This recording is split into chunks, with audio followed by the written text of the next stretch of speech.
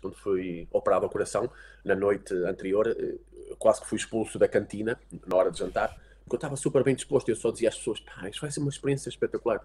Pouca gente no mundo pode ser operado ao coração, por isso vou aproveitar esta experiência. E depois, mais tarde, quando fui visitar a equipa que me operou, eu disse: pá, obrigado, foi uma experiência incrível. Mesmo, levo boas recordações daqui. Salam alaikum. عليكم السلام. Salam alaikum. Olá Jorge, Ah, muito obrigada bom por dia. estares aqui connosco. Obrigada por aceitares o convite. Obrigado, eu. Como estás? Tudo bem? Estou bem, muito bem. Cheio de Boa. trabalho. Então, consegues começar para fazer uma introdução? Quem é o Jorge e a tua Boa. história, vamos dizer? Eu nasci em Moçambique. Eu vim para Portugal muito pequenino, pai, com 6 anos. Um, os meus pais, principalmente o meu pai, durante a fase inicial da minha vida, que acho que é aquela fase que nos marca imenso, estava constantemente a mudar de cidade. Isso fez com que eu adquirisse muito rápido algumas preocupações, algumas sensibilidades que me definem agora. Um, o facto de gostar de ter amigos, como ele estava, que os meus pais mudavam constantemente de cidade ou de sítio, um, ao contrário do meu irmão, que tornou-se uma pessoa muito tímida, eu tornei-me uma pessoa que gostava rapidamente de fazer amigos. Então, como sabia que ia estar pouco tempo naqueles sítios, ou que havia esse risco, tentava rapidamente fazer uma rede de amigos muito grande. Se calhar por causa disso é que eu tenho a sorte, que acho que é das melhores coisas que eu tenho, é ter uma rede de amigos, não só em Portugal, como em todo o mundo, e não só na área do palhaço, como outras minhas paixões. E o facto também de ter nascido num país que é muito discriminado, a nível, quer queiramos, quer não, ainda existem alguns preconceitos em relação a algum tipo de povos, fez com que eu também fosse sensível a estas questões de aceitarmos toda a gente. Acho que todos os povos e todas as pessoas nos podem trazer, podem não, trazem-nos coisas muito bonitas, não é? E se eu sou racista, ou se eu sou homofóbico, ou se tenho algum preconceito, estou a perder a oportunidade de conhecer um povo, pessoas ou uma cultura incrível, não é? E o povo, a cultura africana é lindíssima, a comida é espetacular, as pessoas são super queridas É muito e rica. há muito rica e essa riqueza está em todo lado, não é? Exato. Por isso acho que desde pequenino tive essa sensibilidade. E também o facto de os meus pais serem pessoas bastante pobres, numa fase inicial da minha vida, fez com que eu também tivesse esse tipo de preocupações de respeitar as pessoas, independentemente de elas terem algumas condições financeiras ou não. E eu, quando vim viver principalmente para Braga, os meus amigos de infância, os meus melhores amigos, eh, as mães tinham profissões que eram pouco respeitadas pela sociedade, mas eu via todos os dias na minha vida, na convivência com eles, que eram pessoas normais, até algumas muito especiais, algumas muito mais especiais do que aquelas que nós achamos normais. Por isso, acho que nessa fase da minha vida tive alguns percursos, alguns precalços, que me ajudaram a ser quem eu sou hoje. Boa, boa. E consegues, tipo, assim, partilhar connosco, assim, três palavras que achas que te definam mais e o porquê? Um, Otimista, mas não é, eu não sou otimista porque eu quero ser otimista. Eu sou otimista por natureza. Sempre que há um problema, eu tento, não é tento, automaticamente é uma questão de segundos, eu tento logo ver o que é que aquilo traz-me de fixe. Por exemplo, sabe, um exemplo estúpido, se eu tiver um acidente de carro, se calhar as pessoas vão ficar preocupadas, eu também fico, mas se calhar começo logo a preocupar se as pessoas estão bem e ficar contente por não ter sido nada grave, sim, otimista. E olho sempre para tudo, qualquer que seja a situação, mesmo quando uma pessoa me está a dizer que está com uma doença grave ou está com um problema grave, na minha cabeça a primeira coisa que me surge é o que é que isso me traz de otimista, de bom. Nem sempre as coisas me trazem coisas boas, mas eu tenho sempre logo essa. É uma coisa natural minha, sempre foi. Eu lembro perfeitamente quando fui operado ao coração, na noite anterior, quase que fui expulso da cantina, na hora de jantar, porque eu estava super bem disposto. Eu só dizia às pessoas: pá, isto vai ser uma experiência espetacular. Pouca gente no mundo pode ser operada ao coração, por isso vou aproveitar esta experiência. E depois, mais tarde, quando fui visitar a equipa que me operou, eu disse: pá, obrigado, foi uma experiência incrível. Mesmo, levo boas recordações daqui. Otimista, sim. Acho que o mundo é cor-de-rosa, acho que o mundo é lindíssimo e o mundo está cheio de gente bonita. Um exemplo prático, agora estamos todos a falar da Rússia e toda a gente reconhece a maldade que aquele ser humano tem e o mal que está a provocar às pessoas, mas na Rússia há gente muito boa. Eu neste momento tenho uma amiga que é a Bukina, Olga, que é a doutora palhaça em Kiev, Uhum. que recusou-se a abandonar o hospital e está, desde que iniciou a guerra, a trabalhar com cerca de 150 meninos, crianças, que perderam os pais. Isto é, estás a ver, tu podes olhar para a Rússia e olhar para o Putin, ou podes olhar para a Rússia e olhar para a Burkina. Outra, hum, o facto de ser hiperativo e disléxico faz com que eu olhe para o mundo também de uma forma diferente. Hum, Sei lá, acho que Boa. essencialmente são estas. Boa, boa. E quando falámos na chamada, tu me disseste que queres entrevistar o Jorge ou queres entrevistar o palhaço. Então eu queria que tu me falasses dos dois. Ah, assim, Uhum. para as pessoas perceberem melhor estas duas coisas. Aham. Yeah. É a minha opinião, e eu acho que eu sou o Jorge, a minha personagem chama-se Risoto. Um, eu acho que as personagens, seja de teatro, cinema ou palhaço, elas devem ser o mais reais possível. O Risoto tem muito de meu, é um otimista, está sempre bem disposto, não julga ninguém, ele tanto pode apaixonar-se por um homem como se pode apaixonar por uma mulher ou por uma parede, desde que seja algo que ele ache bonito, ele não tem filtros, nem tem preconceitos. Se vir um médico muito bonito, ou um enfermeiro muito bonito, ou se vir uma enfermeira muito gira, muito simpática, ou muito atenciosa, rapidamente ele fica encantado. Um, é tal coisa, ele, também como eu, ele constantemente, perante um cenário que parece feio para muita gente, ele vê a beleza lá.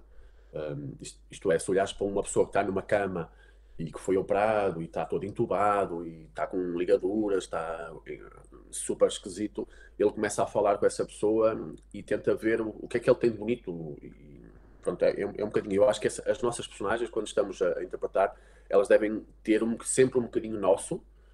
Claro que o risoto, se calhar, muitas vezes não pensa antes de falar. Se vir uma mulher bonita, é capaz de dizer: ai, tu és muito bonita, ai, gosto muito dos teus sapatos. Enquanto ele, se calhar, tem mais filtros. Eu gosto dele, é o facto de ele não ter grandes filtros, às vezes meter-se em alhadas, porque pensa uma coisa e diz. Uh, por isso, ele tem muito de meu, mas ao mesmo tempo também é uma personagem que tem a rédea mais solta e faz o que lhe apetece e diz o que lhe apetece. Um, E e é como, e isto. como é que as pessoas reagem com estes comentários, por exemplo? Quando é Jorge e quando é palhaço? Achas que quando estás com o risoto as pessoas aceitam mais, são Sim, mais. sim. O palhaço tem esta magia, por isso é que eu também gosto. Eu gosto muito das coisas do palhaço em relação. Eu não sou um ator, fiz curso de teatro, mas teatro a mim não me seduz tanto. Eu gosto muito do palhaço, porque o palhaço tem esta magia das pessoas permitirem tudo. Isto é, tu vais na rua e se começares a cantar, as pessoas olham para ti logo com um filtro, mas se meteres o nariz na cara, as pessoas vão pensar: é um palhaço, ele pode fazer. O palhaço tem este dom. Claro que às vezes há pessoas que não reagem tão bem, mas toleram porque é o palhaço. Ele pode fazer o que lhe apetecer praticamente. Agora, há pessoas que podem não simpatizar tanto e o palhaço como também tem outra característica que é gostar muito que as pessoas gostem dele ou gostar que as pessoas vejam o mundo como ele vê. Ele também muitas vezes pode ser ou não tão agressivo nas suas coisas. O que eu sinto às vezes é que, ainda ontem estava a trabalhar no Hospital de Viseu com a doutora Bem Me Quer. Às vezes o que eu sinto é que a energia do palhaço é muito grande. Nós somos quase um Tesla que vem carregadinho de energia para a estrada e só quer andar depressa. E no hospital a energia é muito mais pequenina e às vezes ao início é um choque muito grande porque a pessoa está doente, foi operada, está com um monte de preocupações na cabeça e de repente entra uma figura a cantar e a rir e super feliz. Pronto, temos que saber moderar um bocadinho essa energia. Por outro lado, é a função do palhaço, especialmente do doutor palhaço, mudar a energia daquele espaço. E às vezes, tu para mudar a energia de um espaço, tens de fazer qualquer coisa muito forte, do género. Estás a almoçar com os teus amigos, não é? E de repente estamos todos a falar em coisas tristes e feias, e tu de repente levantas, vou contar uma anedota. E aquela anedota que se calhar vai mudar a energia toda do grupo, da noite. Pronto, é um bocadinho estes coisas contrastes que nós temos que ter. Um, porque realmente a função, principalmente do Dr. Palhaço, é mudar o que está a acontecer no hospital ou nos quartos. Porque se estiveres a ver ao longe ou invisível num quarto, durante o dia todo e as semanas todas que as pessoas lá estão, as pessoas estão tristes, estão em baixo, com conversas muito estranhas e feias, e a nossa função é mostrar que realmente há coisas bonitas na vida e nós podemos olhar para elas. Boa, boa. E fala mais sobre a associação, para as pessoas saberem os Uhum. objetivos, quando é que começou, como é que surgiu a ideia no início, tudo isso. Então, voltando para contar um bocadinho, tenho que voltar um bocadinho atrás. Eu sou palhaço, eu comecei a trabalhar um bocadinho mais tarde, porque antes de ser palhaço era professor, mas não gostava do que fazia. Eu, quando não gosto de uma coisa, eu não aguento muito tempo lá. Então, comecei como palhaço. Na altura, há cerca de 20 anos atrás, 18, havia poucos palhaços em Portugal. Então, nós tínhamos muito trabalho, eu tinha muito trabalho e os preços eram um bocadinho, acho eu, um bocadinho elevados. Então, comecei a trabalhar com pessoas com muito dinheiro. E eu muitas vezes preocupava-me se os meninos que não tinham dinheiro se conseguiam ter acesso ao trabalho do palhaço. Então, desde logo poucos meses depois, ou um ano depois de ter começado a trabalhar, já estava com estas preocupações, porque eu via que trabalhava para gente rica, para meninos com os pais com muito poder financeiro, e mais ou menos um ano de ter começado como palhaço, ligaram-me da Acreditar Coimbra, que é uma organização que eu gosto muito. É uma organização que cria condições físicas e não só para meninos que não têm dinheiro, ou que os pais vivem, por exemplo, nos Açores ou na Madeira, ou vivem no Algarve e não podem vir para Coimbra. Eles têm, em Coimbra, têm condições incríveis, têm uma casa enorme dentro do espaço do hospital, onde os pais, que sempre vivem muito longe, enquanto o menino está a fazer tratamentos, ou está a ser operado, ou está a fazer qualquer coisa, podem estar a dormir lá em condições e preços, condições ótimas e preços baixíssimos. E eu gostei muito do convite, e disse, ok, uma vez por ano eu ofereço os meus serviços e venho cá trabalhar convosco. E por sorte ou por azar, eu acho que foi por muita sorte, fui trabalhar nos serviços de ortopedia e, e oncologia. Então, durante 6 anos trabalhei com crianças com cancros e que tinham problemas, ou tinham tido um acidente grave e precisavam de tratamento a nível ortopédico, ou tinham uma doença que os obrigava também a estar muito tempo internadas. E apaixonei-me logo por aquilo que estava a fazer. Mesmo vinha de lá super feliz. Comecei cada ano a dar mais dias, até que chegou uma altura, eu concorri a outros projetos que havia em Portugal, e um dia, quando eu fiz um primeiro TEDx Coimbra, houve pessoas que me chatearam, pá, porque é que não lanças o teu projeto? Porque é que não lanças o teu projeto? Isto foi mais ou menos em 2013, e na altura a ideia era fazer um projeto igual a todos os projetos, ou praticamente todos os projetos no mundo, porque cerca de 92% dos projetos mundiais são para crianças, e nós ao início estávamos a pensar, vamos fazer um projeto também para crianças. Mas isso foi logo no início, mas nós, então e os mais velhos, os adultos? Não havia assim quase nada. Também porque é que nós estávamos preocupados com as crianças? Porque todo mundo trabalhava com crianças, praticamente. Não havia muita informação, os meus amigos trabalhavam com crianças. Mas quando decidimos não trabalhar com crianças e trabalhar com adultos, e principalmente os mais velhos, foi uma decisão muito difícil, porque não havia formadores, não havia vídeos, não havia livros, não havia ninguém a fazer que nós pudéssemos nos inspirar, mas em boa hora o fizemos. Então, em 2013, criámos a Associação Palhaços do Hospital. Naquele ano, começamos no Hospital de Aveiro e, passado cerca de 6 meses, passamos para o Hospital da Figueira da Foz e tivemos ali a trabalhar em 2 hospitais. Depois veio o Hospital de Viseu, depois o IPO de Coimbra e depois, mais tarde, há cerca de 3 anos, o Hospital de Matosinhos. Neste momento estamos a trabalhar em 7 hospitais, só com adultos, nós não trabalhamos com crianças. É verdade que em datas o hospital nos pede, olha, o dia da criança ou há um evento qualquer especial, vocês podem ir lá. Como é óbvio, vamos, mas é uma vez por ano e às vezes passamos muito tempo sem o fazer porque nós trabalhamos com adultos. Boa, boa. É um nicho, vamos dizer. É mais uma especialização, vamos dizer que. E achas que agora está a ser mais. Está a expandir mais esta ideia de também. Sim, Sim, bastante, para os bastante. adultos. Mas também se reparares, quem vai ao hospital, grande parte das pessoas que estão no hospital são adultos. As crianças são muito pouquinhos. Eu posso dar dados concretos dos hospitais onde trabalhamos. Há hospitais que têm 10 crianças e depois têm 1000 ou não sei quantas centenas de adultos, idosos. O maior hospital que nós temos é Viseu, que se calhar num dia que vou lá visitar pode ter 15 meninos, mas depois em qualquer sítio que eu vá ou que a gente vá visitar, encontramos 100, 200, 350, muita gente. Isto é, a percentagem de adultos nos hospitais deve ser uma coisa muito superior a 90 e tal por cento, por isso faz todo sentido. Claro que também devido à nossa dedicação e ao nosso trabalho, a nível mundial também outras organizações começaram a fazê-lo. Agora já há muitos projetos, mas como há palhaços de hospital, não há quase nenhum, no sentido em que nós só trabalhamos com adultos. Existem outros projetos no Inglaterra, em França, nos Estados Unidos, na América do Sul, que trabalham com crianças e de vez em quando trabalham com os mais velhos. Por isso, o que nos distingue realmente é toda a equipa só trabalhar para os mais velhos. Somos um projeto super dedicado, toda a equipa é super focada. Somos das organizações do mundo que faz mais horas de formação, cerca de 250 horas por ano, quer dizer, estamos constantemente à procura de formação. Por exemplo, este ano já temos formação com o Rui Paixão, que foi o primeiro palhaço português a ir para o Circo du Soleil. Ontem era para termos uma formação sobre higiene, mas que foi adiada para janeiro, porque a enfermeira não podia. E agora em dezembro vamos ter formação com a Eva Ribeiro, que é na minha opinião, uma das grandes ou a maior palhaça português. Faz um trabalho incrível de rua e também tem um projeto muito giro. E também é uma grande referência no Brasil, está a lançar um projeto em África, em Inglaterra, por isso vamos ter 2 dias de formação com ela. Porque nós achamos que temos de estar constantemente focados, constantemente a aprender para ser cada vez melhor. Depois, para terminar, dizer 2 coisas que também acho que nos caracteriza. Quando veio o Covid, a pandemia, nós temos ali 2 meses parados, mas depois regressamos e fomos das poucas no mundo, se não a única no mundo, que não parou as visitas em pandemia, visitas presenciais. Entretanto, criamos também um canal de YouTube com vídeos para oferecer às pessoas, mas em setembro do ano passado, salvo erro, se não me engano, fomos a primeira organização no mundo a ir dentro dos quartos mesmo, o que nos permitiu ter muita experiência a trabalhar em tempos de pandemia. Há pouco tempo tivemos a dar formação num grupo da Finlândia e realmente o que eles destacavam era o facto da nossa organização ser das organizações do mundo que tem mais experiência, como é o caso de Israel também.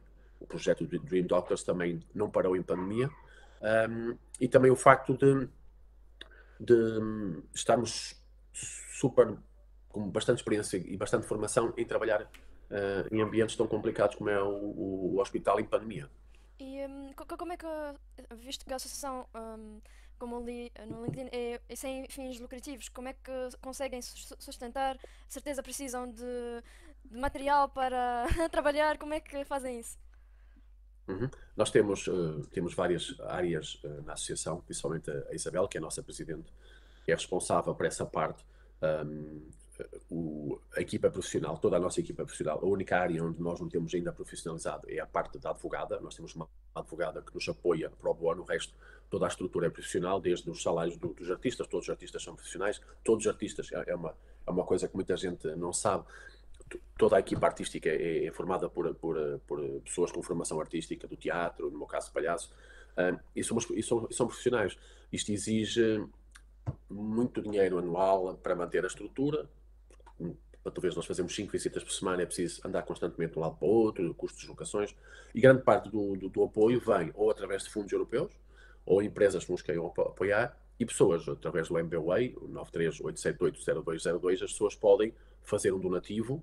E depois temos campanhas, estamos a lançar agora uma campanha muito bonita, chamada O Amigo do Hospital.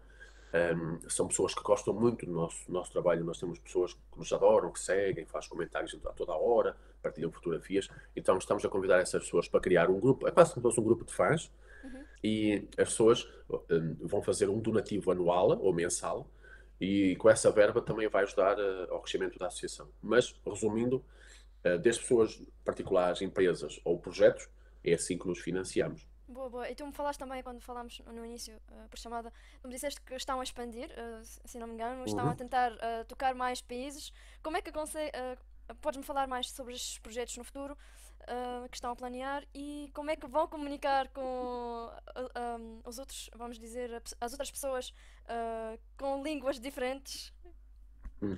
Boa pergunta. É assim, nós agora para o ano queremos alargar a nossa rede de hospitais, passar de 7 para 9, 8, 9, vamos ver como é que corre. E mais para norte, neste momento estamos a tentar crescer muito para a zona do Porto, porque é relativamente mais perto da nossa sede, porque a nossa sede é em Coimbra. E também vamos iniciar agora, começamos agora as reuniões e vamos estar agora do dia 20 ao dia 25 de novembro, vamos estar em Florença, em Itália. Nós fazemos parte de um projeto vencedor do Erasmus Plus, onde vamos criar um livro, isto é, a ideia é, durante 2 anos, criarmos um produto que será em formato de livro em papel e digital, e vamos refletir e aprender e tentar partilhar depois como é que as organizações podem trabalhar no digital. Até agora, grande parte das organizações, ou todas as organizações, trabalham presencialmente, mas agora com o Covid, só para teres uma ideia, ou para vocês terem uma ideia, ainda existem muitos países onde os doutores palhaços ainda não estão a trabalhar. Por exemplo, na Finlândia ainda não autorizaram o regresso, enquanto nós não paramos, por exemplo. Então, porque há medo dos artistas de ir para o hospital e ficarem doentes ou levarem a doença lá para dentro, ou o vírus, e também há receio dos hospitais de que, vindo mais pessoas estranhas, entre aspas, possam trazer problemas.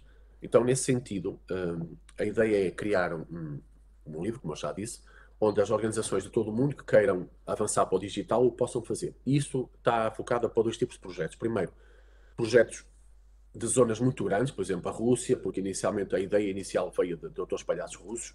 A Rússia, Brasil, aqueles países, América, que são países muito grandes. Quando queres trabalhar muito longe, fica muito caro. No nosso caso, nós temos convites para ir trabalhar para o Algarve, mas só para ir para o Algarve, 2 palhaços, só para ir para lá, estamos a falar, só na viagem, quase 200 euros ou mais de deslocações, mais alojamento, porque as pessoas tinham aqui no dia anterior.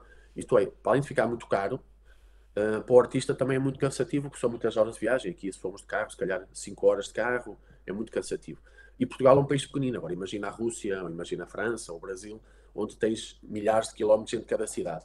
Então, esses projetos que queiram fazer intervenções em lares, em hospitais, ou não só, em vez de estar eles a pensar o que é que eles têm que fazer, nós vamos ter que pensar nisso. E em 3 níveis. É a parte tecnológica, a hardware, como é que essas organizações vão poder comunicar. Ainda não temos isto muito bem fechado, como já disse, vamos começar agora dia 20 de novembro, mas poderá ser por telemóvel, porque hoje em dia os telemóveis já têm um ecrã relativamente engraçado, só que, principalmente os mais velhos, têm alguma dificuldade na utilização dessas tecnologias, os mais novos não, ou tablet, um iPad, ou um ecrã, ou também projeção na parede, porque há alguns países que estão a utilizar muito as paredes dos hospitais para passar filmes, para passar fotografias, e essa intervenção pode ser um bocadinho por aí.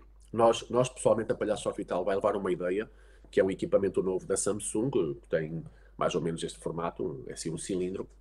É um produto que saiu agora recentemente. É um bocadinho caro, mas ele é muito interessante, que para além de permitir não só projetar na parede como no teto, também tem inteligência artificial, e se alguém colocar o aparelho mala, ele tem inteligência artificial para a imagem ser sempre projetada à direita. Acho que é uma solução muito interessante. Primeiro, aqueles países que gostam de usar a parede podem usar o aparelho na parede, porque ele dá para rodar. Aqueles que querem usar o teto, metem no direito e ele projeta no teto. Se houver alguma dificuldade da pessoa que está a utilizar o equipamento e colocá-lo errado, saber que o equipamento tem a capacidade de projetar sempre bem a imagem. Pronto, a nível de hardware, se vai ser telemóvel, iPad ou whatever. A nível de software, depois vamos estar em maio, vamos estar na Alemanha a ter formação sobre a segurança da transmissão de dados.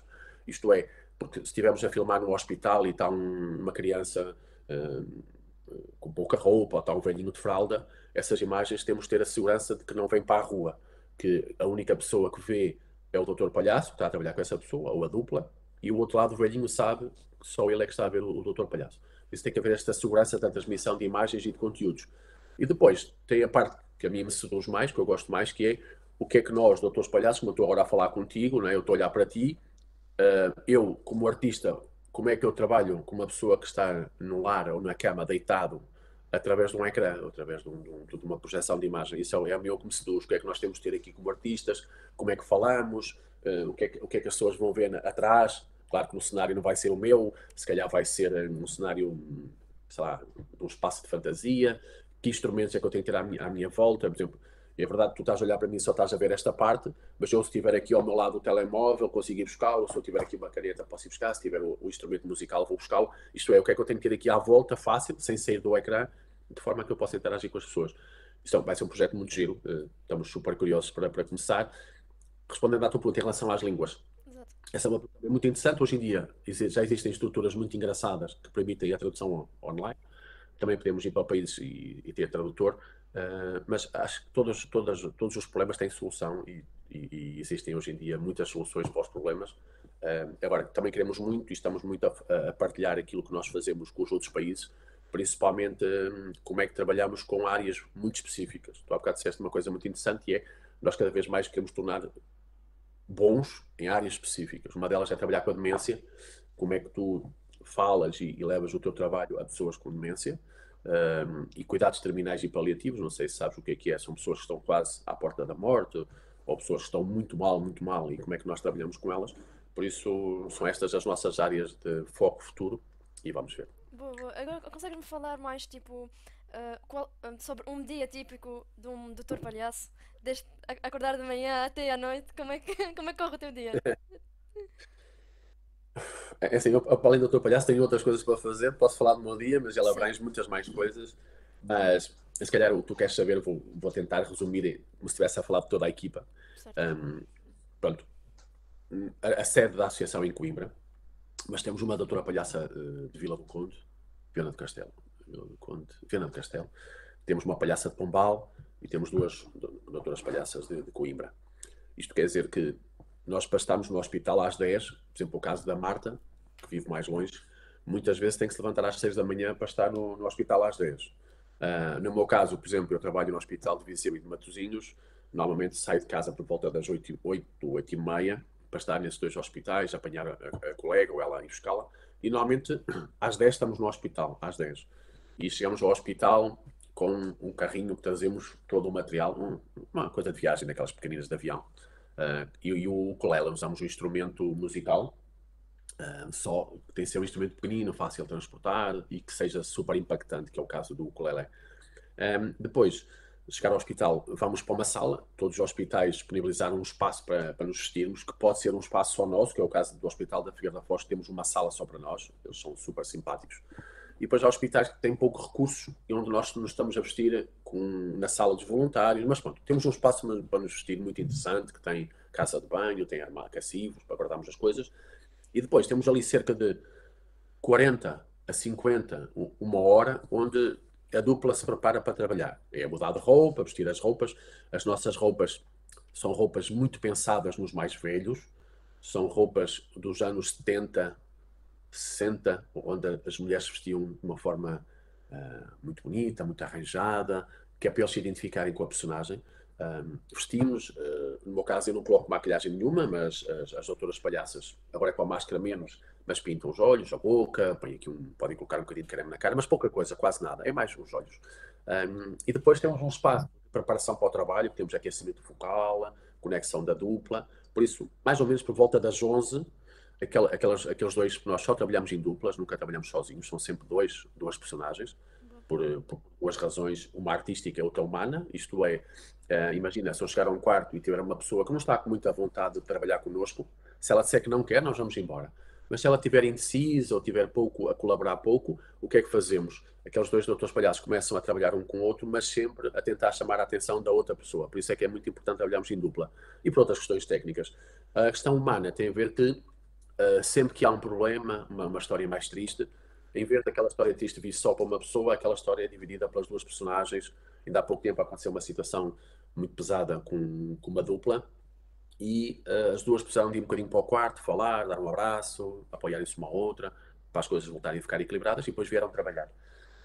Depois começamos a visita, que dependendo do hospital, o hospital mais pequeno é de uma forma, dos hospitais maiores, que era o caso de ontem, é o nosso maior hospital. Começamos da parte da manhã pelas salas de consulta, onde está muita gente mesmo.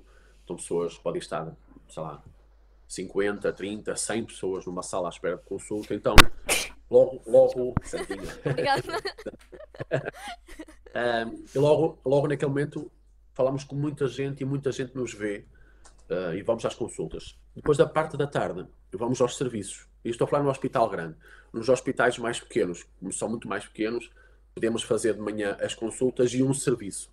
O serviço são espaços onde as pessoas estão acamadas e nós vamos a todo lado, desde o hospital de dia, ortopedia, especialidades médicas, ortopedia, cirurgia, pronto. E, em média, se calhar nos hospitais mais pequenos podem estar 20 pessoas no serviço, nos grandes podem estar 50.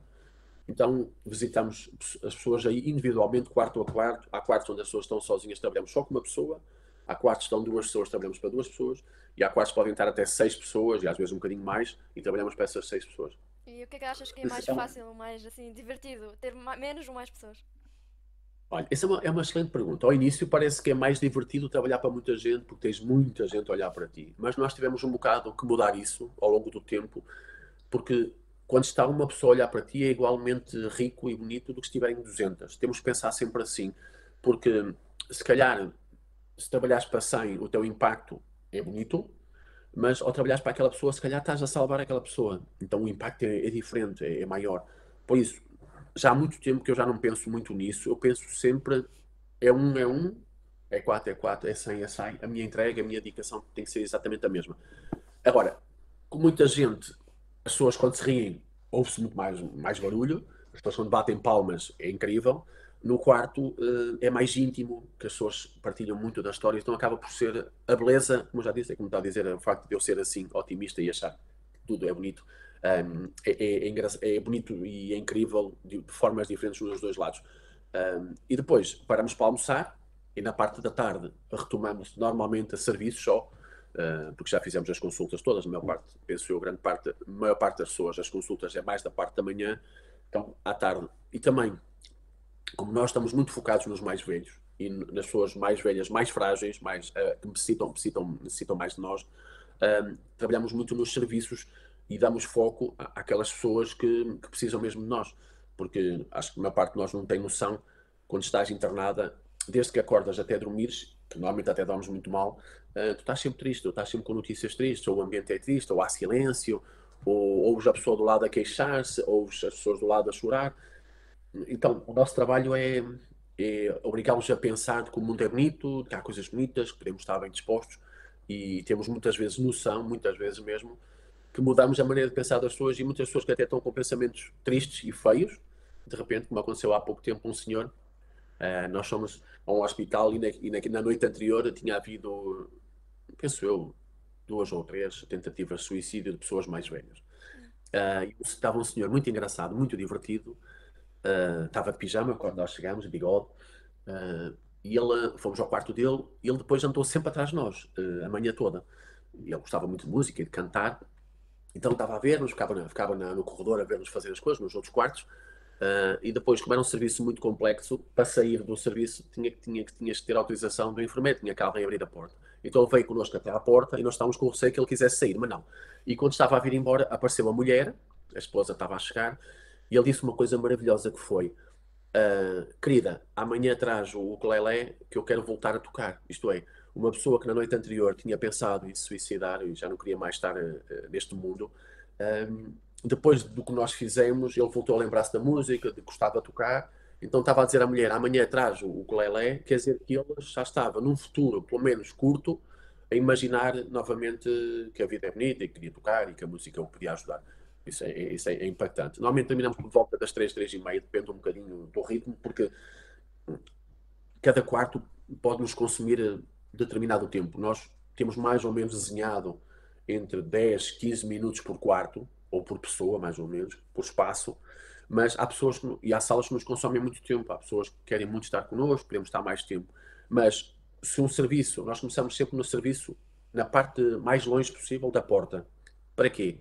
Porque se nós começássemos junto à porta, se tivesse a chegar a hora de irmos embora e se estivéssemos a meio, era muito mais fácil termos pensamentos do género, vamos embora.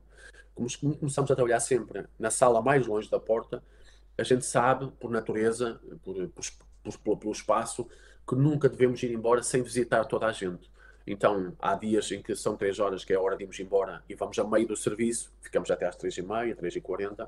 Há dias que, se calhar, o ritmo, porque se houver salas com isolamento, se houver pessoas a dormir, nós não entramos. Então, pode haver dias em que às 3 estamos despachados. Mas diria que chegamos às 10 e saímos às 3h30. Boa, boa. Eu fiquei a pensar na história do senhor que agora acabaste de contar porque ia-te perguntar a mesma coisa, tipo, agora, durante mais de 50 anos, certo? Que estás a trabalhar neste mundo, qual é a história, assim, que te marcou mais durante este período? Eu tenho milhares de histórias. Já trabalho neste projeto há quase 10 anos, como Doutor Palhaço há quase 18, e nestes 18 anos tenho histórias, pá, todos os dias há histórias incríveis, por isso imagina, já trabalham há 18 anos, quase 3 a 5 vezes por semana, por isso todos os dias há histórias encantadoras, há histórias realmente muito bonitas. Uma das histórias, vou contar algumas, uma das bonitas que eu tenho. Eu estava a trabalhar com um colega no IPO de Coimbra e nós trabalhamos também de uma forma um bocadinho diferente do resto do mundo. Há muitos projetos que trabalham com muito assento no improviso, nós não, nós trabalhamos assento em estrutura, isto é, quando vamos para o hospital, nós vamos com uma história, uma ideia, e as duas personagens, os dois doutores palhaços sabem onde é que começa a história, onde é o meio, onde é o fim, podem brincar no meio destes campos, podem improvisar no meio destes passos, mas se nos perdermos, se houver confusão, a gente sabe onde é que estão as marcações e conseguimos contar sempre a história. Então, naquele dia, a dinâmica que nós levávamos eram dois doutores palhaços, um que toca e canta muito bem, e o outro não canta nem toca bem, mas acha que é melhor que o outro. Então, toda a dinâmica andava à volta disto. Por acaso, o que estava a fingir que cantava bem e tocava bem era eu, e houve um senhor que chega ao pé de nós, e ele, visto assim de lado, aqui, parecia estar tudo bem. Do outro lado, quando ele se virava, ele já tinha sido operado à cabeça umas 5 vezes. Então a cabeça dele estava tipo, estás a ver? Partir, voltar a ficar bem, partir. Então era assim, tinha assim uma imagem muito forte. E ele chegou ao pé de nós: epá, ó palhaço, tu não sabes cantar. Eu sei cantar melhor do que tu. Então, ele cantava mesmo muito bem. Então ele, para se armar, veio o tempo todo que tivemos naquele sítio, naquele corredor, ele ia a todas as pessoas e cantava connosco. Mas ele cantava super bem. E, pá, nós achamos aquilo super engraçado, mas depois continuamos a nossa vida, não é? Passado uns dias começámos a receber mensagens no Messenger da filha que diz que o pai, quando chegou a casa naquele dia para almoçar, ele estava super contente. Eles tiveram lá uns palhaços no hospital, eles não cantavam nada, e eu vou-lhes ensinar a cantar, e não sei o quê, não sei o quê. Ele estava super contente. E, entretanto, ligou ao irmão, a filha ligou ao irmão, a perguntar o que é que tinha acontecido no hospital, porque o pai vinha tão contente. Tinha mudado os medicamentos, tinha recebido alguma notícia boa, e ele, não. A única coisa que aconteceu é que ele andou a manhã toda atrás dos palhaços e a cantar. Pronto, e de repente o senhor que estava triste, não falava com os filhos, andava super em baixo, deixou de comer, de repente disse à filha que queria ir para o hospital sempre que era fazer tratamentos, porque sabia que se tivesse lá os palhaços ele ia gostar muito. Pronto. E de repente passou a comer melhor e andava muitas vezes no hospital quando ia lá à nossa procura. E isso realmente faz com que não só aquela pessoa tenha mais vontade de viver, de comer e de ficar boa, como à volta, todas as pessoas à volta dele, os filhos, a mulher, toda a gente ganha uma outra energia porque vê. E nós temos muitas pessoas que nos dizem: eu agora quero vir para o hospital porque sei que vocês estão cá. Só para teres uma ideia, o Hospital de Matosinhos, houve um serviço que nos ligou a dizer para nós mudarmos o dia. Nós estávamos a ir à quinta-feira e nós, a partir isso aconteceu para aí há 2 anos, 3, talvez 3 anos. Nós agora, de mais ou menos 3 em 3 meses, 4 em 4 meses, mudamos o dia em que vamos. Nós estávamos a ir o ano todo à segunda-feira. Por exemplo, à segunda-feira íamos sempre a Viseu. Agora estamos a mudar. Porquê? Porque havia pessoas que tentavam marcar as consultas para o dia em que nós lá estávamos. Então, trazia muito peso, mais ritmo ao hospital naqueles dias. Então, ao fazer assim, as pessoas acabam por ser mais tranquilo para o hospital. Uma das histórias muito bonitas, das calhadas mais bonitas que eu tenho, porque para além da história ser bonita, que há mesmo pessoas muito bonitas. Neste momento, isto já aconteceu se calhar não faço a mínima ideia, pode ter acontecido há 4, 5 anos, mas eu ainda sou muito amigo de uma das intervenientes da história, que é uma mulher super inspiradora. Nós temos mulheres incríveis, e eu agora aqui uma à parte, eu acho que está a chegar à altura de darmos poder às mulheres e darmos órgãos de chefia e de direção às mulheres. Porque até agora foi quase sempre o homem, com o seu machismo, com as suas ideias machistas e preconceituosas, que andou a governar o mundo e só fez porcaria, não é? Basta ver como é que o mundo está. E acho que era uma altura de dar poder às mulheres. Claro que falar em dar poder às mulheres em Portugal é diferente do que dar poder à mulher na Turquia, nos países árabes, onde as mulheres são muito maltratadas. Mas acho que é a altura, em todo o mundo, os países, os governos, as organizações, as empresas colocarem mulheres à frente para elas resolverem o problema do mundo, porque realmente isso só vai lá com a capacidade de ter este. Só para adicionar uma coisa, em relação às mulheres, vamos dizer, nos mundos árabes, isso depende. Eu até ontem estava a ter uma entrevista na TV e falámos disso, tipo, é verdade que os mídias sempre vamos dizer, têm aquela, apresentam aquela imagem da mulher ser unida e não ter direitos. Isso depende dos governos, não é? Depende, Sim, não é bem da religião ou da cultura, vamos dizer. O governo sim. impõe coisas e às vezes os homens aproveitam daquilo para oprimir as suas mulheres ou as suas filhas. Mas, por exemplo, na Tunísia, onde eu morava e vivia e nasci lá, nós trabalhámos, estudámos, conduzimos. Eu Ótimo, tirei a minha carta lá, portanto, carta de condução, ótimo, e ótimo. há diferenças assim entre estes países. Eu só queria Sim, assim. sim, tens toda a razão, mas eu estava a falar especificamente, porque eu tenho outro projeto que costumo ir trabalhar em campos de refugiados, eh, e sou muito sensível a essas culturas onde há essa opressão. E disseste muito bem, não tem a ver só propriamente com uma cultura ou com uma religião, não tem nada a ver com isso, tem a ver com o poder, essencialmente. Há pessoas que querem ter poder e normalmente os homens acham que conseguem fazer as coisas melhor. Como estava a dizer, eu acho que é a altura de fazer isso. E então, naquele dia chegámos ao quarto, e eu e a Donizete, a outra personagem, e estavam duas mulheres no quarto apenas. E estava uma mulher deitada, que era, mais tarde ia saber que se chamava Ada, ADA, bastante magrinha, a pele super branca, com ar mesmo super em baixo, super doente. E a Anitta, que era mais nova, eu estou a dizer o que é que me veio à cabeça quando eu entrei no quarto, Sim, porque nós batemos à porta, a perguntar se podemos entrar. Se elas disseram que eu já disse que não podemos entrar, nós não entramos. Porque somos a única figura no hospital que tem este poder. Enquanto o médico entra e. Olha, vou tirar sangue e tira e tu. Mais nada. Vem alguém limpar o quarto, entra, tu estás meio a dormir e vem limpar o quarto, faz barulho e acorda-te e tu tens que ouvir isto. Isto tem que mudar, mas ainda é assim. E nós batemos à porta e ela disse: entra, entra.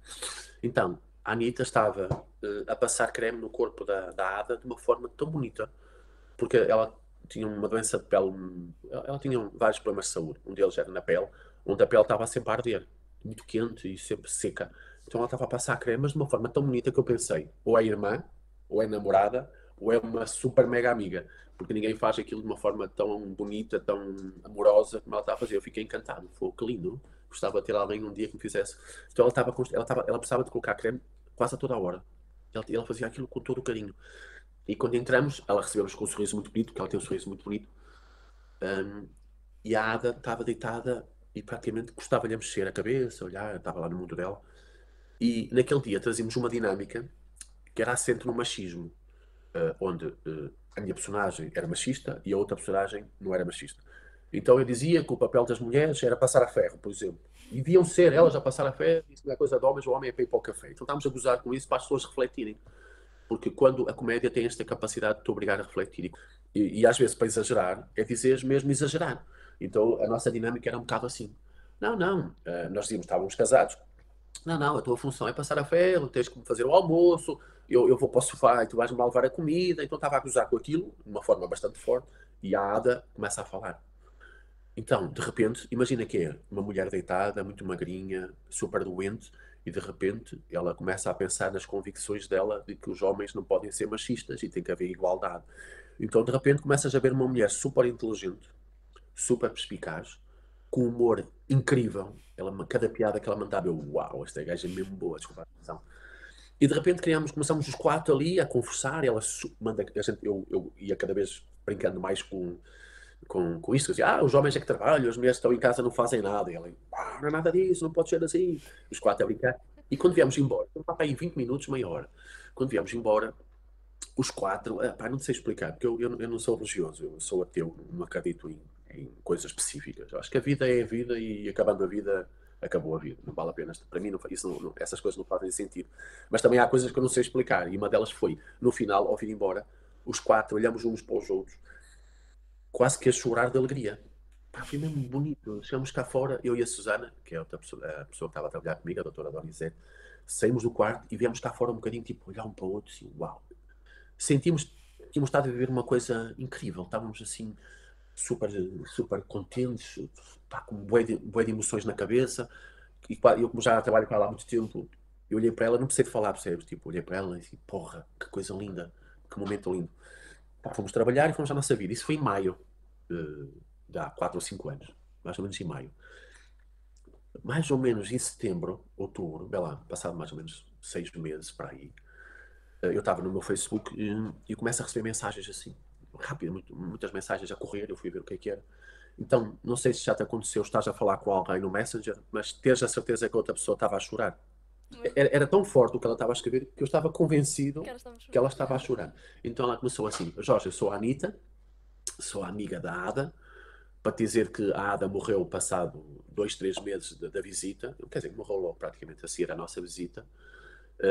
Foi um processo doloroso para mim, um luto muito difícil, e só passado quase 4 meses dela morrer é que eu ganhei coragem de falar no assunto. E a pessoa que ela escolheu para falar a primeira vez daquilo foi com os outros palhaços.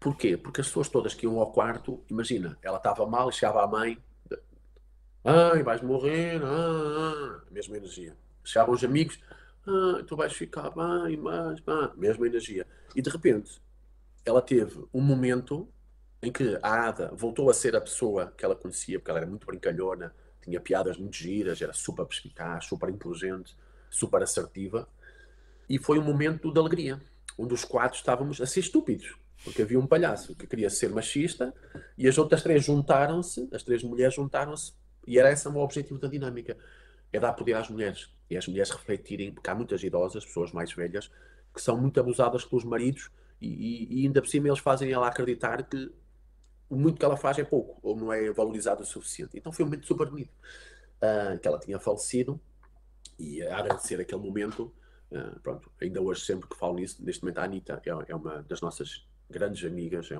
um ser humano que também trabalha numa missão muito bonita, ligado à igreja. Foi um momento mesmo espetacular. Outro momento, e se calhar o último que eu vou contar, não ligado propriamente com as pessoas mais velhas, mas ligado com o impacto que o nosso trabalho tem a nível hospitalar.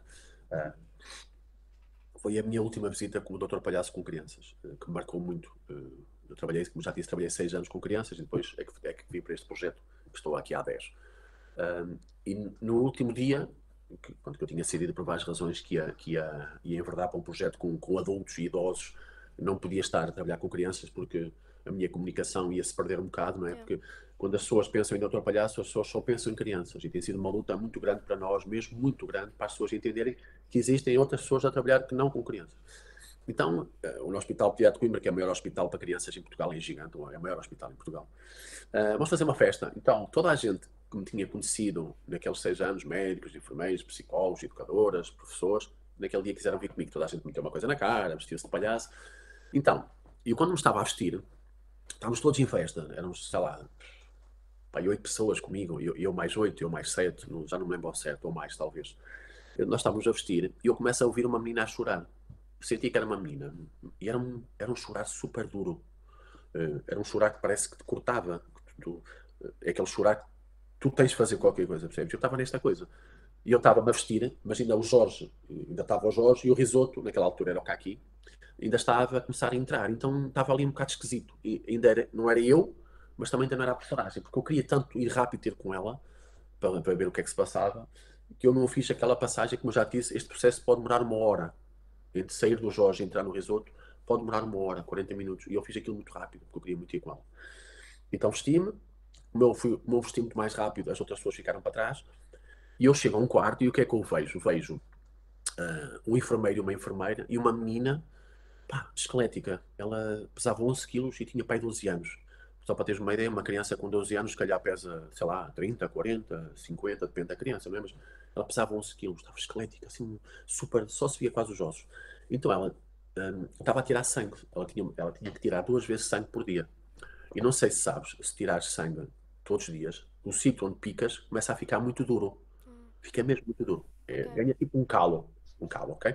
Então a enfermeira estava numa angústia monstra porque tinha que aleijar e a menina estava numa angústia monstra porque sabia que aquilo ia aleijar. Então estava um cenário horrível. Ela gritava, parecia que elas estavam a matar, a enfermeira em pânico, coitada, a tentar fazer, porque nós temos excelentes profissionais de saúde e eles fazem mesmo coisas incríveis. Nós às vezes não valorizamos os nossos profissionais de saúde e nós temos bons profissionais de saúde. Então eu comecei a fazer coisas, já não lembro o que ao certo, tentei brincar com ela e ela começou a olhar para mim. E no momento em que ela olha para mim, a enfermeira conseguiu tirar-lhe sangue sem ela se aperceber. Então, tipo, eu sentia-me um super-homem, parecia quase o Ronaldo quando marca um gol. Eu vim cá fora a pensar que era o melhor palhaço do mundo e tinha sido genial e que era espetacular e tinha feito uma coisa maravilhosa. Estava super convencido. E acho que nunca devemos, agora já aprendi com o tempo, que nunca devemos achar-nos nem que somos os piores, nem devemos, na minha opinião, nem que somos os melhores do mundo. Mas naquele dia eu estava super feliz. Continuamos a visita. No final, quando acabamos, viemos todos para o quarto e estávamos todos a mudar de roupa. E a Cristina, que é a educadora do hospital, que ainda trabalha no Hospital de Teatro de Coimbra, ela já passaram este tempo todo, que é uma mulher incrível, pá, é uma educadora. Este hospital é tão grande que os meninos têm escola lá dentro. Se fores muito pequenino, tem uma educadora para tu não te atrasares na escola. Se fores grande, tem professores do meio ciclo, tem professores do segundo ciclo, tem professores da secundária. Pá, incrível. Que os meninos assim nunca perdem a escola. E ela é uma mulher incrível, super dedicada. Epá, eu ainda estava a tirar as minhas coisas, estás a ver? Estava a tirar a minha maquilhagem, e ela começa a falar comigo, porque ela, enquanto eu tenho este processo de passar do Jorge para a personagem, ela era sempre ela, mas só que estava com roupa de palhaço. E ela disse: olha, Jorge, pá, obrigado pelo que fizeste para aquela menina, foi muito giro, não sei o quê, só que ela tem cancro em todo lado e ela tem dias de vida. Ela morreu para aí, passado, sei lá, uma semana, nem isto, duas, não estou a visitar. E estás a ver, eu estava tipo, era o Jorge a aparecer, mas o Kaki ainda lá, não sei o quê, e aquilo, ela disse-me aquilo, ela vai morrer nos próximos dias, ela está mesmo muito mal, tinha cancro na cabeça, nos pulmões, nos ossos, pá, aquilo era um cenário muito triste. Opa, eu vi aquilo e na altura aquilo bateu-me, mas pá, como estava naquele processo de viagem, não foi bem digerido por mim. Eu achava que estava tudo bem, mas nos dias seguintes havia amigos meus que mandavam mensagem: Jorge, estás diferente? Não, eu estou bem, eu estou igual. Não, pá, estás diferente, porque eu sou assim muito brincalhão, estou sempre a comparar com isso. E depois é que eu tive que perceber o impacto que aquilo teve em mim, e como aquela história foi muito mal aceita por mim, muito mal digerida por mim. Mas mais uma vez fiz aquilo que eu te falei há bocadinho e que eu gosto de fazer, que é relativizar as coisas e tentar ver o lado bom. Então, essa história que mexeu muito comigo, que foi super dura para mim, e cá dentro, não cá fora, o que eu guardei disso foi uma menina que era uma guerreira. Pá, há crianças que, pá, a vida delas é complexa demais para nós entendermos e aceitarmos, porque ela a vida toda foi em hospitais, com doenças, com cenas, com operações, com quimioterapia. Pá, e é uma menina que me deu um momento mágico na minha vida, que foi, naquele momento era preciso tirar sangue, que era um processo horrível, não só para ela, como para os profissionais de saúde, e eu consegui fazer que naquele momento fosse um momento feliz para ela. Por isso, e guardo a gratidão de que realmente na nossa profissão nós temos esta possibilidade de todos os dias ser tocados por pessoas maravilhosas, pessoas, por exemplo, como há pouco tempo, isto não é uma história, é um momento onde nós, antes de visitar, esqueci de dizer isso, antes de visitarmos as pessoas nos quartos, nós reunimos com os enfermeiros e eles dizem-nos coisas. Por exemplo, se há pessoas com dificuldade auditiva, visual, se há pessoas que estão tristes, se há pessoas com demência, um conjunto de perguntas que nós fazemos, que nós não vamos, nunca entramos num quarto sem saber essas coisas. Se por uma razão, naquele dia, o enfermeiro não puder dizer, nós não visitamos aquele serviço e vamos visitar o serviço. Isto é, nós temos de saber se aquela pessoa ouve bem, se vê bem. E tínhamos dito que havia uma senhora numa cama que já há 2 meses e tal que não falava, que estava com demência. Isso foi há bem há um mês, é uma coisa recente. E já temos várias histórias destas.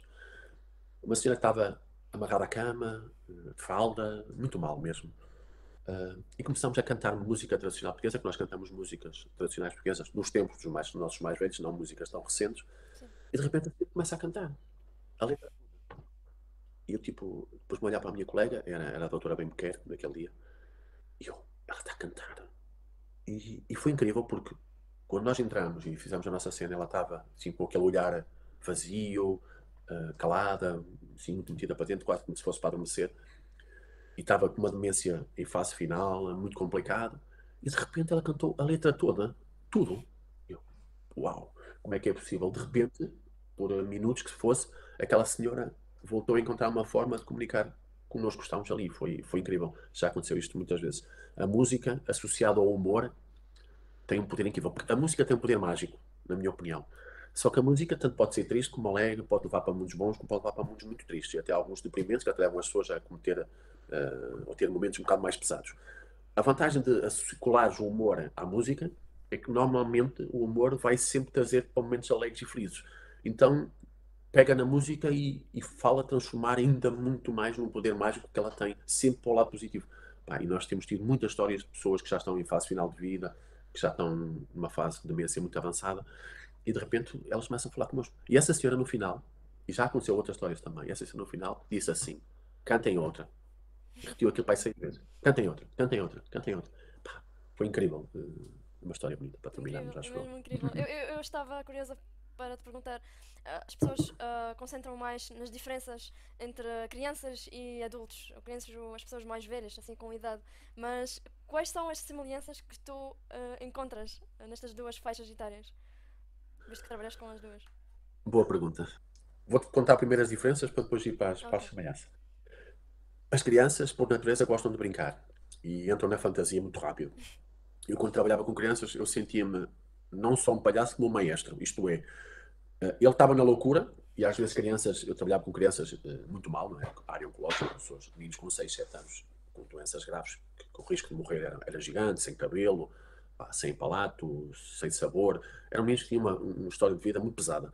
Mas mal chegava, eles, vamos jogar escondidas, vamos brincar, e de repente tu tinhas ali a loucura. Às vezes vinha-me embora e deixava aquele quarto com os putos todos na loucura a querer partir tudo, porque eles só queriam brincar. Lembro que uma das dinâmicas que eu entrava era à procura de um dinossauro que eu tinha. A minha personagem dizia, eu tenho um animal, mas na minha cabeça era um dinossauro. Para ti não faz sentido. Os dinossauros já morreram há milhões de anos. Mas tu entravas num quarto com uma criança e logo ele, ok, onde é que está? E de repente os dinossauros existem. Isto é bonito. Nós não, os dinossauros já morreram, não existem. Começamos a ver com pensamentos estranhos e acabou. A brincadeira perdeu-se. E de repente eu começava a procurar debaixo da cama, tipo, agora imagina, eu dizia que o meu dinossauro era gigante e procurava debaixo da almofada e os putos na boca, vi ali, não, vi no bolso da minha mãe. Mas não é fake, está nisto no real. Na cabeça deles, o meu dinossauro, que nunca via no hospital, podia estar debaixo da almofada. E eles curtiam tudo e iam para a loucura e tu saías lá super feliz. Com os mais velhos é diferente. Como nós temos bué de cenas, bué de filmes, nós com o tempo tornamos seres um bocado estranhos. Estamos sempre a pensar, eu não posso dizer isto, agora tenho que ir bem vestida para a rua porque as pessoas vão pensar isto, se eu digo isto, as pessoas o que é que vão pensar? Então temos tanta coisa que acabamos muitas vezes por não dar tempo a seres feliz e a aproveitar as coisas bonitas, porque estás com um monte de cenas na cabeça.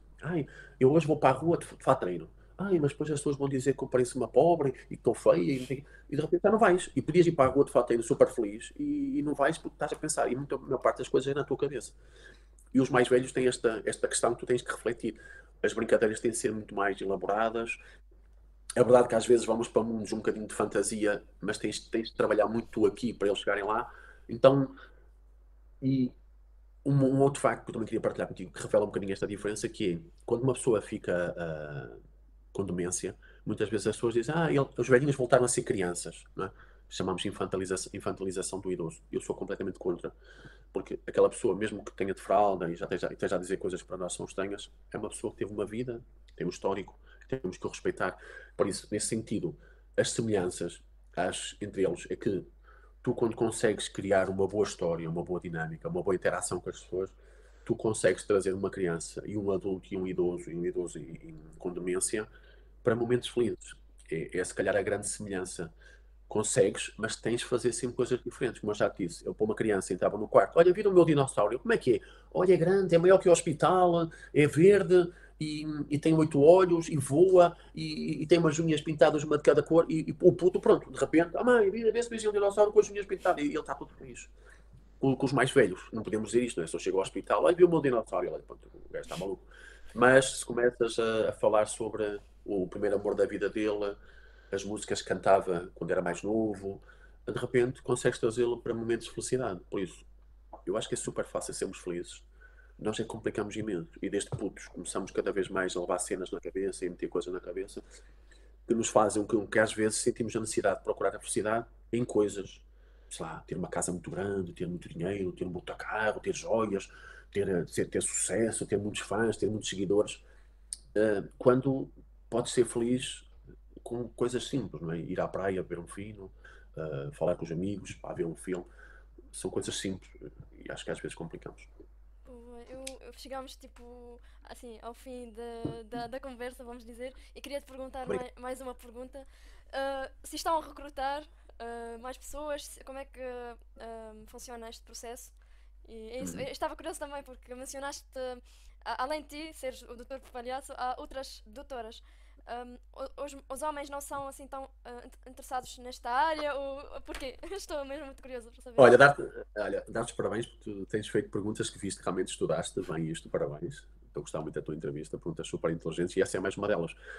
Não sabemos porquê, temos tido muita dificuldade em conseguir trazer homens para o projeto. Neste momento não estamos a recrutar, estamos a pensar, correndo as coisas relativamente bem para o ano, ter que poder fazê-lo, mas cada ano que passa que temos muitos candidatos. Por exemplo, no último casting para entrar para o nosso projeto, para seres doutora palhaça, tens de passar por 4 fases, e a primeira fase é enviar currículo só. As pessoas mandam currículo. E ano passado, na última, tivemos 88 currículos, é muita gente. Grande parte, não sei te dizer ao certo, mas maior parte das suas mulheres. Agora, porquê? Pá, não sei responder muito bem. Aquilo que a minha percepção é, as mulheres são mais sensíveis e as mulheres identificam-se muito mais com coisas ligadas ao outro, à empatia, à arte, a seres querida com o outro, a fazer uma coisa não por dinheiro ou por interesse, mas porque queres mudar o mundo. Parece-me que é um bocado por aí. Mais sensíveis. É verdade que cada vez há mais pessoas muito curiosas com o nosso trabalho, é uma loucura. Eu todos os dias recebo mensagens do Brasil, de Portugal, de vários sítios do mundo, mas pessoas que querem muito trabalhar, fazer o nosso trabalho, porque elas acham que qualquer pessoa pode fazer, mas não, tem que ter formação artística. Pronto, recebemos muitas candidaturas, depois eu e a Susana normalmente pegamos nos candidatos todos e escolhemos os 20 melhores. Depois desses 20 convidamos para um dia, vem passar um dia inteiro com a equipa, onde é em formato de workshop, onde vamos fazer vários exercícios e nós vamos estudá-los. Desses 20, escolhemos normalmente 2, mas por exemplo, na última escolhemos 4, que eram 4 muito bons. Mulheres, mais uma vez, raparigas. 4, porque não apareceram quase homens. Mas está a acontecer no teatro e em outras áreas, não é só no Doutor Palhaço. Dessas 4, durante 3 meses, 4, vieram só ver. Nós íamos trabalhar e eles vinham ao longe ver. Que é para ver se faz sentido, se gostaram, se não gostaram, porque nós trabalhamos com coisas que é, por exemplo, ver feridas, ver pessoas a vomitar, ver pessoas com sangue, ver pessoas muito tristes, e há pessoas que não aguentam. Há pessoas que querem muito, mas depois, quando começam a ver o que é que tu vês todos os dias, não gosto. Por exemplo, há pessoas que não conseguem ver sangue. E nós, todos os dias, vemos feridas, vemos sangue, pessoas com tubos a sair sangue para o saco. São imagens muito fortes, tem de estar preparada. Depois dessa fase, vem a fase final, na 4ª, que é, ele começa a trabalhar com um palhaço mais velho. Vem o mais velho com ele, e ao fim desse tempo, ok, é boa. Normalmente nesta fase já são pessoas que já têm tudo o que nós queremos praticamente, e entram. Neste momento não estamos a recrutar, porque realmente a grande dificuldade que nós temos para recrutar, porque nós temos muitos hospitais que querem o nosso trabalho, os hospitais onde estamos queriam que nós fôssemos mais vezes. Nós estamos a fazer agora a nossa 3ª avaliação de impacto e os resultados vão ser divulgados em breve até ao final do ano, onde as pessoas querem muito mais tempo, mais doutores palhaços, só que não temos dinheiro. Neste momento o grande problema é a falta de verbas. Havendo mais dinheiro, mais apoios, iremos meter mais pessoas. Não havendo dinheiro, não havendo apoios, temos que restringir a equipa e as visitas. Mas deixar, então, em formato final, os artistas são profissionais, eles têm remuneração para trabalhar na associação, precisamos ter dinheiro para isso. São artistas com experiência. A formação tem de ser teatro, palhaço, formação artística, e tem de ter experiência artística. E depois concorrer, e depois passando essas 4 fases, fazer parte da equipa. Boa. Obrigada pela explicação. E agora vou-te dar um espaço para dar uma mensagem final para quem quiseres. És livre, vamos dizer. Olha, eu não gosto muito de deixar mensagens porque parece que estou a tentar ensinar alguma coisa. Eu não gosto, não tenho nada para ensinar. Agora posso partilhar o que é que eu sinto, o que é que eu penso. Isso posso. Não é em formato de ensinar, é em formato de apenas dizer o que eu penso. E o que eu gostaria, para dizer algumas das coisas que eu gostaria de partilhar é que nós devemos aceitar mais as pessoas e as coisas, não julgar tanto, não ser tão preconceituosos, que acho que o mundo é bonito se tiver as pessoas de todas as raças, de todos os credos, de todas as ideias, de todas as culturas, de todas as religiões, toda a gente. Eu não sou religioso, mas tenho amigos católicos, amigos muçulmanos, amigos hindus, tenho amigos de todas as religiões e gosto imenso de todos eles, e todos eles têm a razão deles. Acho que não devemos julgar ninguém, devemos aceitar toda a gente, e devemos olhar para o mundo com a beleza que ele tem, não está sempre gostava de ter um carro, um Ferrari. Tenho um carro. E acho que às vezes é pensar que, em vez de pensar naquilo que não tenho, é pensar naquilo que eu tenho e que outros não têm. Por exemplo, eu gostava muito de ser rico, mas tenho saúde, tenho braço, tenho pernas. Há pessoas que não têm saúde e estão doentes. Se calhar, em vez de estar a pensar no que é que eu quero, pensar no que é que eu tenho, que é tão bom comparativamente com muita gente.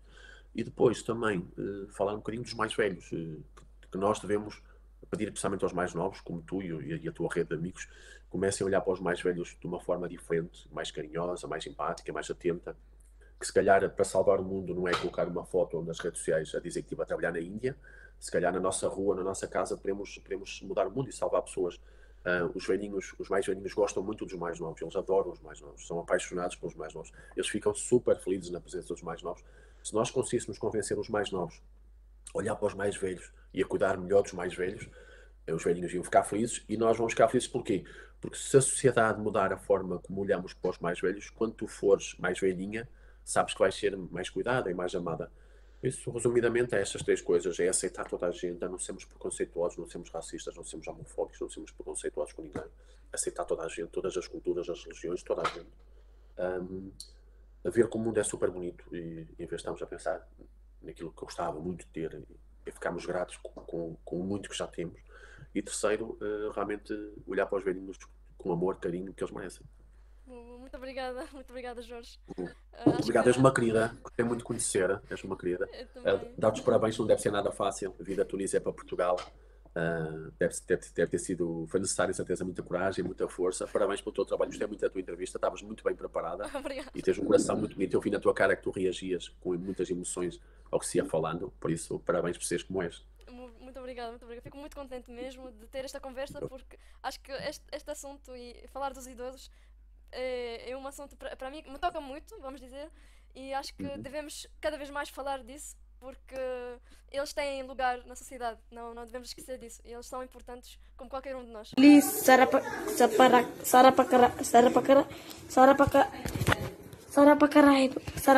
Yes, yes.